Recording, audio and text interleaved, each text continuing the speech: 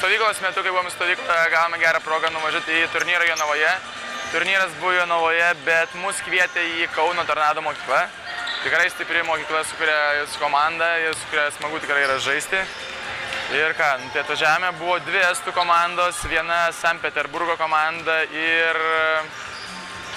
Jonava, Kaunas ir mes. 6 komandos, 6 komandėlių turnyras. Tai toks tarsi šiek tiek tarptautinis. Tai taip, tarptautinis. Kaip vaikai, sakykime, Lukas, tai dalyvavo Samsung'e, nuovargis, pasitikėt jo?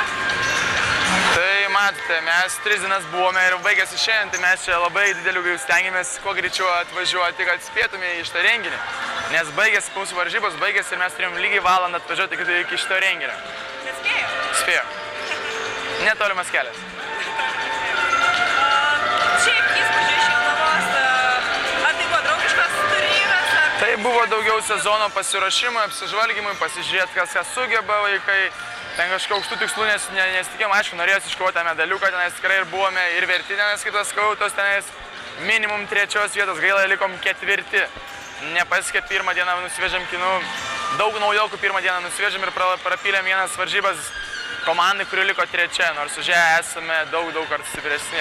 Ir tas labai gaila buvo. O kaip pati komanda atrodo po vasaros? Sustiprėjus, daug sustiprėjus, nes turime 5 naujokus ir tas įneša didesnę konkurenciją ir vaikai patys, ir, kaip jau stovyklą minėjau, tampa protingesni ir paauga ir greitesni ir tas krepšinio pojūtis kitaip, matyt, vasarą, kurie treniravosi, kažką veikia. Važiuoju į naują sezoną su naujom jėgom? Taip.